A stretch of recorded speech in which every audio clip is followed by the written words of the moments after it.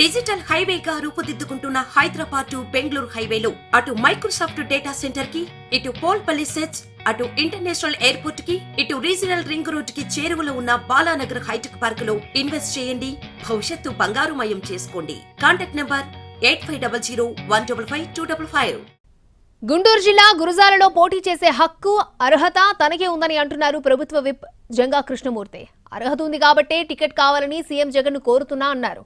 గతంలో 2 సార్లు తాను అక్కడ ఎమ్మెల్యేగా పనిచేశానని, 2019లో కూడా పార్టీ అవసరాల కోసమే తాను ఆ సీటు త్యాగం చేశానని అంటున్నారు.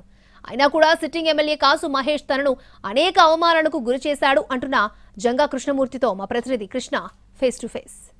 పల్నాడు జిల్లాలో ఆశావాహులు, సీటు ఆశిస్తున్నటువంటి అనేక మంది నాయకులు ఇప్పుడు సీటు కోసం తీవ్ర ప్రయత్నాలు చేస్తూ ఉన్నారు. ఇందులో భాగంగా నరసరావుపేట, గురజాల లాంటి ప్రాంతాల్లో పెద్ద ఎత్తున గ్రూప్ సమావేశాలు పెడతా ఉన్నారు. అందులో ప్రధానంగా ఎమ్మెల్సీ ఉన్నారు. ఆయన అడిగి విషయాలు తెలుసుకుందాం. సార్ చెప్పండి, పల్నాడు ప్రాంతంలో ముఖ్యంగా గురజాలలో సిట్టింగ్ ఎమ్మెల్యే కాసు మహేష్ రెడ్డి ఉన్నారు.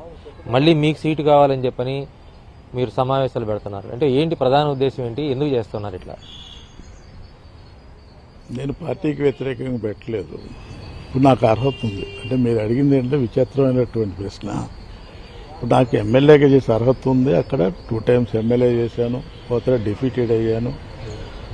కాబట్టి అర్హత ఉంది కాబట్టి అధిష్టాన వర్గాన్ని అడుగుతున్నా, జగన్మోహన్ రెడ్డి గారిని రిక్వెస్ట్ చేస్తున్నా. తప్పనిసరి కూడా ఆ రోజున 2019 సంబంధించి కూడా పార్టీ అవసరాలు తీసుకొచ్చామని కూడా చెప్పడం జరిగింది. తీసుకున్నారు. అయినప్పుడు కూడా ఆయన గెలిపించుకోవటం జరిగింది. ఇప్పుడు మనం ఏంటంటే నాకు కూడా ఇవ్వాలా. నేను పార్టీ పెట్టక ముందు నుంచి కూడా పార్టీకి సంబంధించినటువంటి వ్యవస్థాపకుల్లో కూడా నేను ఒకడిని. దాదాపు రాష్ట్రం మొత్తం తిరిగాను. బీసీకి సంబంధించినటువంటి బీసీలకు సంబంధించిన వాళ్ళ ఐక్యం చేయట్లో కానీ ఆ పాత్రను నిర్వహించాను. దాదాపు 35 సంవత్సరాల నుంచి ఆ నియోజకవర్గాలు రాజకీయాల్లో కొనసాగుతున్నాను. నాకు అర్హత ఉంది కాబట్టి. అది కాక కూడా ఈ రోజున వైఎస్ఆర్ కాంగ్రెస్ పార్టీకి సంబంధించి సాధికారత, సామాజిక న్యాయానికి ప్రాధాన్యత ఇస్తున్నారు కాబట్టి ఒక బీసీ వర్గానికి సంబంధించి నాకు దాదాపు 4 పర్యాలు కూడా బీసీలకు ఇచ్చారు కాబట్టి ఆ అర్హత ఉంది కాబట్టి నేను అధిష్టాన వర్గాన్ని సీటు కేటాయించుకుని అడుగుతున్నాను. ఉమ్మడి జిల్లాలో చూసుకుంటే ఇప్పటికే 2 బీసీ సీట్లు కేటాయించారు. అంటే రేపల్ కానీ గుంటూరు వెస్ట్ కానీ. మళ్ళీ ఇంకో సీటు మీరు అడుగుతా ఉన్నారు. సాధ్యమయ్యే పని అంటారా? ఇప్పుడు సాధ్యం కాకపోవటం కదా. నాకు అర్హత ఉందా లేదా? ఇప్పుడు ఇన్ని సీట్లు అని ఇవ్వటం అనే ఉంది. బీసీలకి 2 ఇవ్వాలనే ఉంది, 1 ఇవ్వాలనే ఉంది.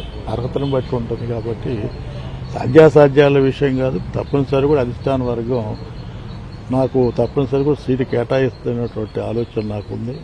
తప్పనిసరిగా అధిష్టాన వర్గం యొక్క ఆదేశాల మేరకు నేను గురజాలను పోటీ చేస్తాను. నిన్న మీరు సమావేశం పెట్టినప్పుడు కూడా మధ్యలో అర్ధాంతరంగా మీటింగ్ క్లోజ్ చేశారు. తాడేపల్లికి బయలుదేరుతున్నారు అనేటువంటి సమాచారం బయట ప్రచారం జరిగింది. ఏమంటారు దాని మీద?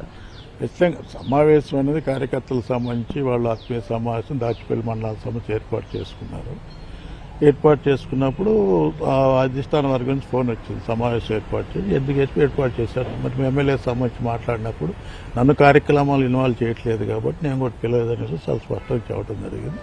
అయితే మాట్లాడదా రమ్మని చెప్పారు. మా అధిష్టాన వారి యొక్క ఆదేశాలను, వాళ్ళ యొక్క అభిప్రాయాన్ని గౌరవించి పోస్టింగ్ చేసుకుంటుంది. కలుస్తారా? ఏమన్నా అధిష్టానం కలిసే ఛాన్స్ ఉంటుందా? తప్పనిసరి పిలిస్తే కలుస్తాను.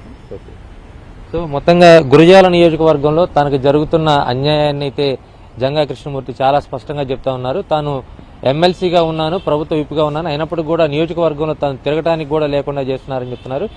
గతంలో నేను 2 సార్లు ఎమ్మెల్యేగా పనిచేశాను. అక్కడ ప్రజల బాగోగులు చూడాల్సినటువంటి బాధ్యత నా మీద ఉంది. అందుకే తిరిగి మళ్లీ ఎమ్మెల్యేగా పోటీ చేయాలని అనుకుంటున్నారని చాలా స్పష్టంగా చెప్తున్నారు. కెమెరా పర్సన్ నాగరాజ్తో కృష్ణ, ఎన్టీవీ, పల్నాడు.